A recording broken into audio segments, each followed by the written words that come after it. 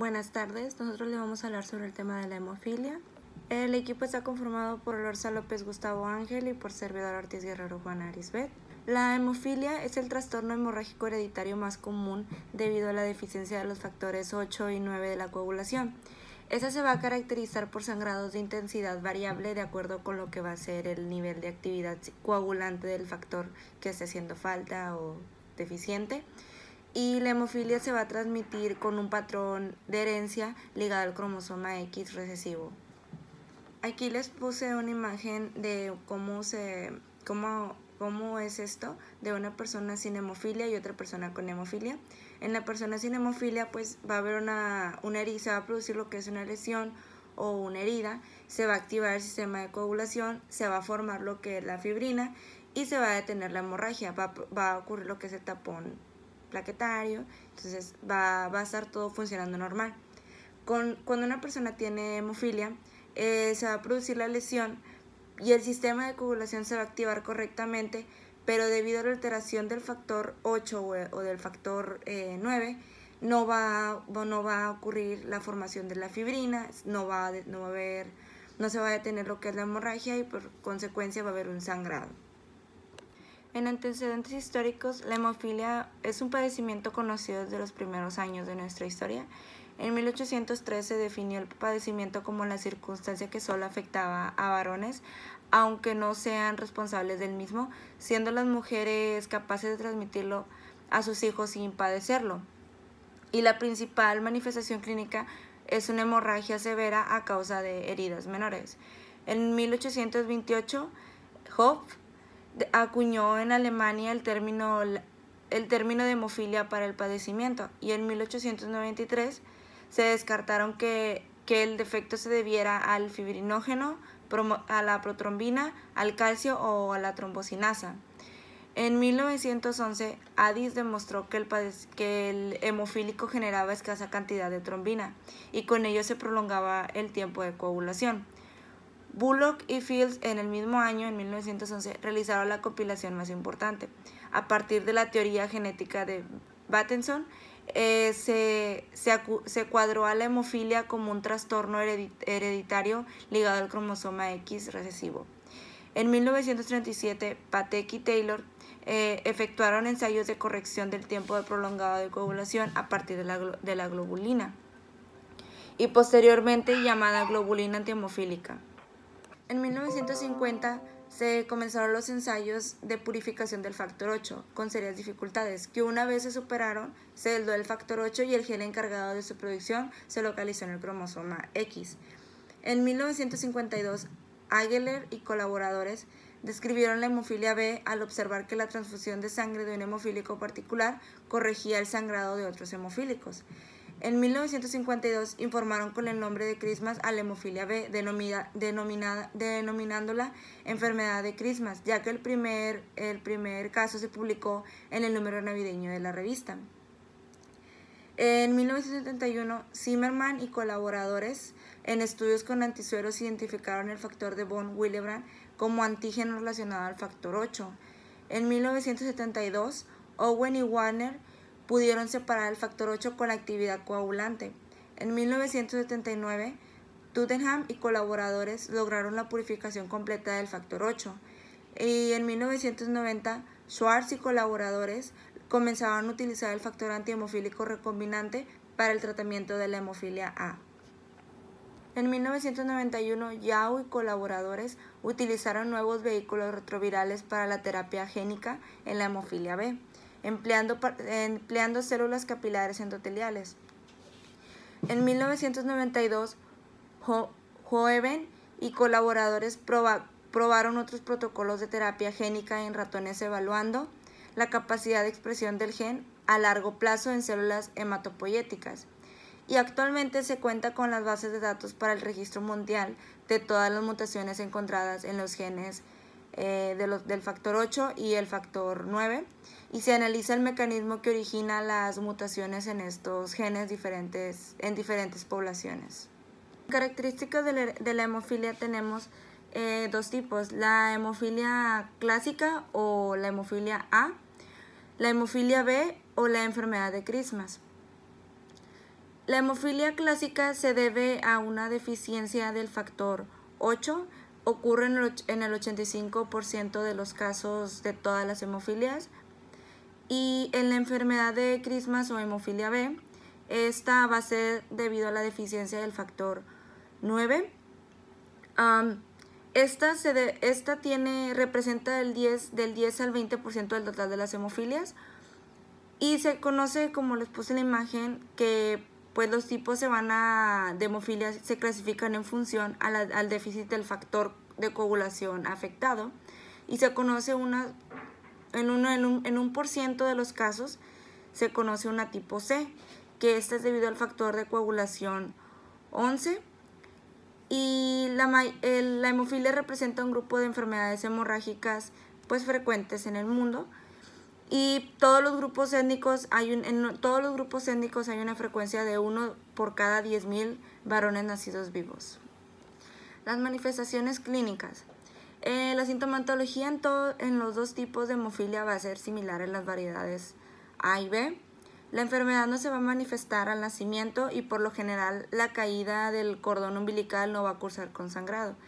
La gravedad de la hemofilia se va a correlacionar con los valores del factor deficiente.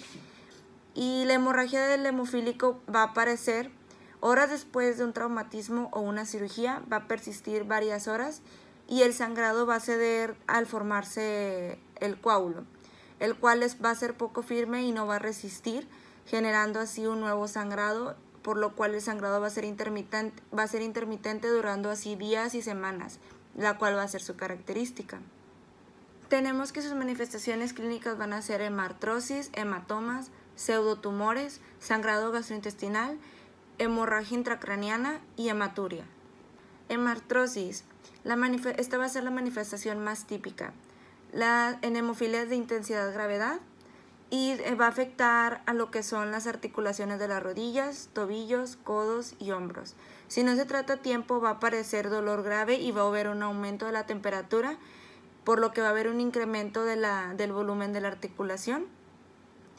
Y la artropatía hemofílica va a ser la causa más importante de morbilidad. Los hematomas se van a deber a movimientos bruscos o traumatismos. Los hematomas musculares se van a manifestar en el 80% de los casos de hemofilias graves. Y estos se van a localizar en miembros superiores a nivel de los músculos flexores y en los miembros inferiores en pantorrillas y cuádriceps. Y van a producir un dolor intenso y contractura en flexión de la articulación adyacente. Se conoce lo que es la retracción isquémica de Volkmann, que va a producir una contractura definitiva. Los pseudotumores pues son las manifestaciones menos habituales y se representan el espesor de los huesos. Este también va a ser en hemofilias graves. Lo que es el sangrado gastrointestinal va a ser de escasa frecuencia. La hemorragia intracraniana pues solo son en hemofilias graves y es causada por traumatismos. La hematuria pues es en el 25% de las hemofilias graves y en jóvenes menores de 20 años y puede ser por un traumatismo también. En su diagnóstico, el diagnóstico de la hemofilia va a surgir al conocer las manifestaciones clínicas: hematomas gigantes, hemorragias intermitentes en días, semanas, hemartrosis, que es la más común, y el modo de transmisión de la enfermedad. La confirmación se va a establecer por medios de estudios de laboratorio y van a existir unas pruebas de diagnóstico diferencial para ambas hemofilias. Lo que primero tenemos que es el PT, que es el tiempo de protrombina, que en sus valores normales va a ser de 10 a 14 segundos y esta va a estar normal. En el tiempo parcial de tromboplastina activada, que es el TPTA, va a estar normal, de 10 a 25 segundos en sus valores normales. Y el tiempo de sangrado, que va a ser normal, que es de 3 a 10 minutos en valores normales, pero se conocen otras dos pruebas que ya sea dentro de esta misma, son dos tipos, que es la de Duke, que esta es menos de 8 minutos, su valor normal, y la de IBI, que esta va a ser en el antebrazo y tiene que ser de 2 a 9.5 minutos. Para la cuantificación de los factores, tenemos que para el factor 8 el factor 9 antigénico y el factor 9 coagulante van a estar normales. va a haber una disminución de la actividad coagulante del factor 8, va a haber un bajo valor del antígeno del factor 8, y para el factor 9 va a haber, lo que es el factor 8 antigénico y el factor 8 coagulante van a estar normales también. Va a haber una disminución de la actividad coagulante del factor 9 y va a haber un bajo valor del antígeno del factor 9. Es necesario averiguar si el paciente generó un inhibidor que se observa en el 5 al 15% de los enfermos con hemofilia clásica.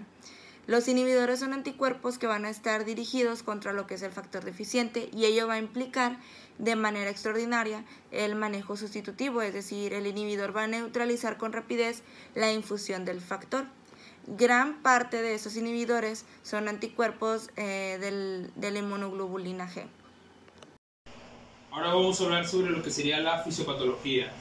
El factor 8 se va a sintetizar en lo que sería el hígado y se va a secretar como un precursor que va a poseer una baja actividad coagulante. Esta coagulación es cuando la sangre va a perder su liquidez y se va a convertir en una gel en la coagulación. Va a requerir de un proceso de fragmentación para activarse, que va a ser mediado por la trombina, la cual es una enzima de la sangre que va a catalizar la transformación del fibrinógeno a la fibrina. El factor 8 va a actuar como un cofactor junto con el 9, que va a activar al 10 por medio de una hidrólisis, el cual va a hacer una descomposición de sustancias orgánicas por acción del agua, que va a remover al del péptido de activación. El factor 9 en forma activa se va a desempeñar como una serina proteasa durante el proceso de coagulación, con lo que activa el 10 en presencia del factor 8, iones de calcio y fosfolípidos. Todo este proceso se va a dividir en lo que sería el mecanismo intrínseco y el extrínseco. Todo este proceso se va a dividir en lo que sería el mecanismo intrínseco y el extrínseco. En el intrínseco, la calicreína va a ayudar a activar al factor 12, por lo medio este va a activar al 11, y el 11 activado va a activar lo que sería el 9 junto con el calcio, y después de esto el 9 va a activar al 10 junto con ayuda de calcio, plaquetas y fosfolípidos.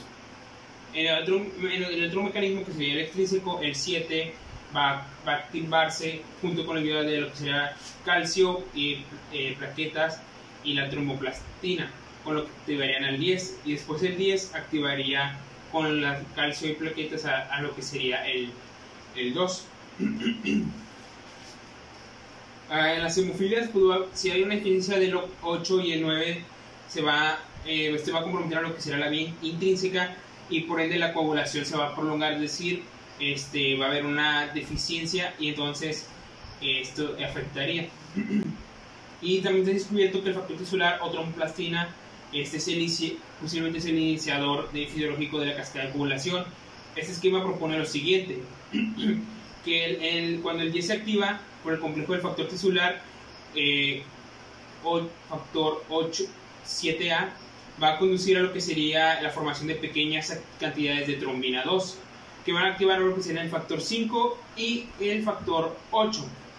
Por otro lado, el complejo de factor tisular, factor 8A, va a activar lo que sería al 9, y este junto con el 8, con el complejo de calcio y fosfolípidos, van a activar a lo que sería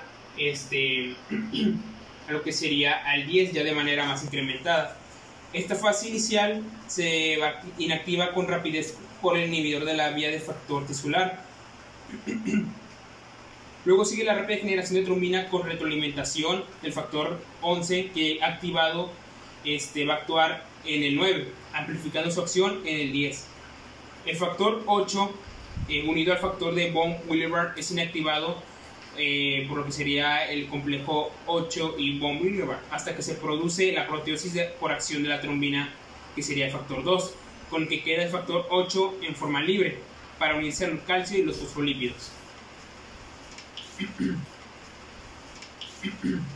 Después seguiría una explicación sobre lo que sería el factor 8, que el gen del factor 8 va a codificar una proteína precursora de 2351 residuos de aminoácidos, de los cuales los 19 primeros van a formar el péptido líder, que va a contener 10 aminoácidos hidrofobia delimitados por los residuos cargados, el cual es removido durante su exportación al retículo endoplasmático, el cual su función va a ser la síntesis de proteínas y lípidos.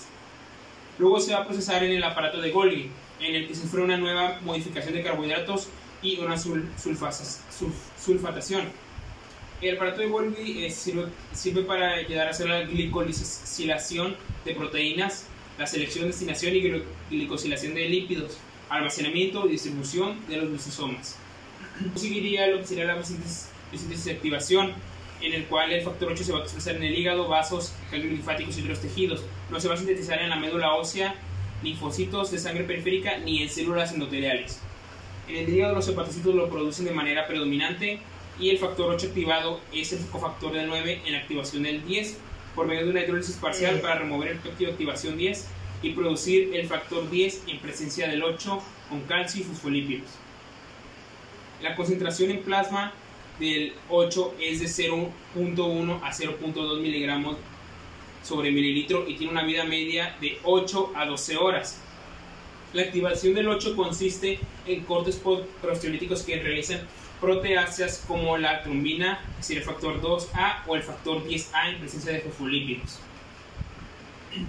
Características de gen 8. Va a corresponder al 0.1% del DNA del cromosoma X. Trastornos moleculares de la hemofilia A. Este se va a caracterizar por presentar mutaciones con gran heterogeneidad alélica, es decir, una gran variedad en el tipo y distribución de mutaciones a lo largo del gen, de tal manera que puede considerarse que casi de hecho cada paso presenta una mutación distinta, a pesar de que hace poco se identificaron regiones donde se concentra la incidencia de mutaciones denominadas sitios calientes.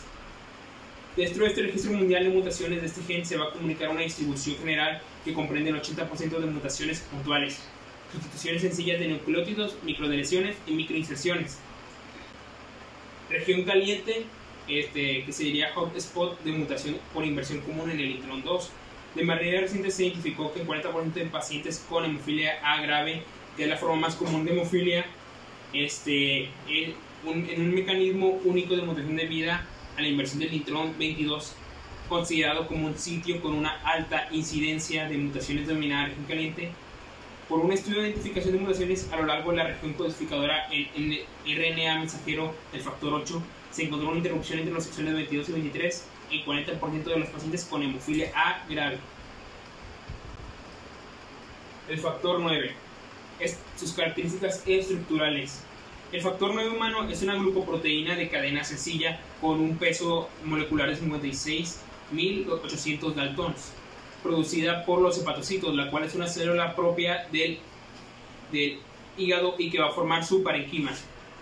La proteína madura circulante en plasma contiene 415 aminoácidos, presenta una concentración de 0.4 miligramos sobre mililitro y posee una vida media de 24 horas. Exón A.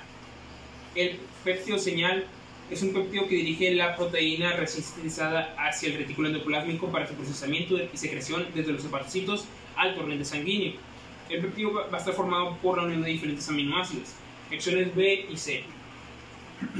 El exón B va a codificar una secuencia prolíder en el extremo amino terminal, el cual, seguida de 12 residuos de y carboxiglutámico, los cuales son una modificación post-traduccional que efectúa una carboxilasa dependiente de vitamina K a los residuos de glutamato. Y el exón D, el cual es su dominio EGF1, un primer dominio semejante al factor de crecimiento epidérmico que va a contener sitios adicionales de unión al calcio y al dominio GLA. El exón E. Un segundo dominio semejante al factor de crecimiento epidérmico cuya función no es muy clara aún. Según estudios recientes de cristalografía, parece mediar la interacción entre el factor 9, sitio catalítico y péptido de activación, y su cofactor, el factor 8 activado. El exón F, el cual tiene un dominio de 35 aminoácidos, el cual debe ser removido mediante dos cortes proteolíticos dentro de esta región, con lo que la proteína adquiere actividad como dipéptido formado por una cadena pesada y otra ligera. Exones G y H. El dominio catalítico posee la actividad de serina proteasa con la que se realiza la proteólisis del factor 10 para convertirlo en su forma activa. Le sigue el extremo carboxilo terminal. Biosíntesis y activación. El factor 9 se va a producir en los hepatocitos, en donde se va a llevar a cabo su procesamiento hasta la secreción de una proteína madura circulante en plasma en forma de decimógeno. El proceso de activación del factor 9 va a requerir el corte en dos enlaces peptídicos internos. Primeramente, el corte entre ART145A para formar el factor 9A, en el cual va a ocurrir un segundo corte entre el ART180, va creándose así el factor 9 alfa beta, con dos cadenas unidas por un puente de disulfuro entre cis-132 de la cadena ligera y cis-289 de la cadena pesada. En la primera cadena se encuentran los dominios GLA y los dominios semejantes al factor de crecimiento epidérmico EGF1 y el número 2. La cadena pesada va a poseer el dominio catalítico.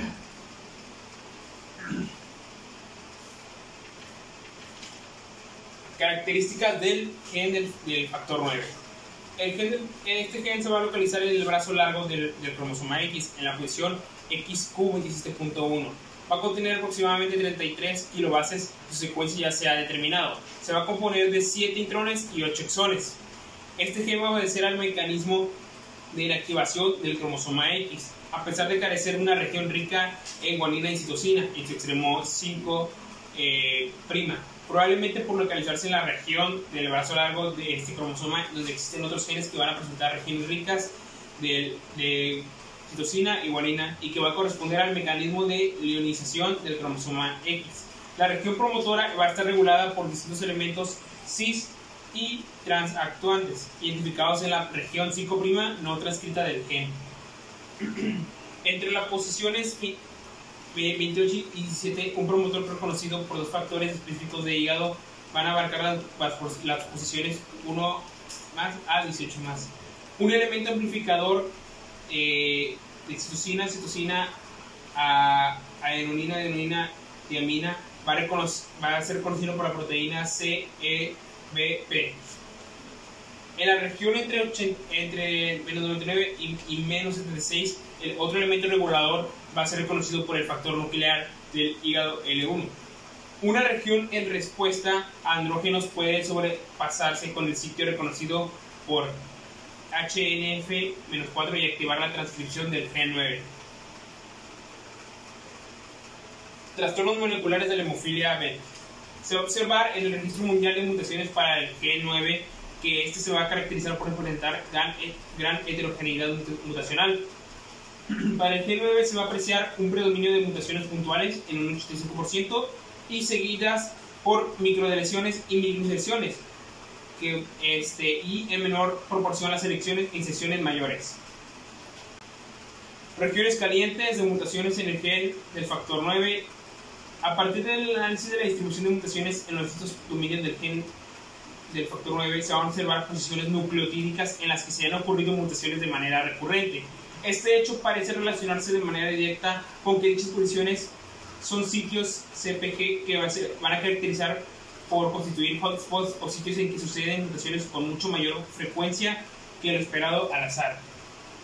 Dichas mutaciones implican en su mayor parte transiciones de citosina guanina a tiamina guanina debidas al mecanismo de la desaminación espontánea de 5-metilcitosina metilada de manera endógena.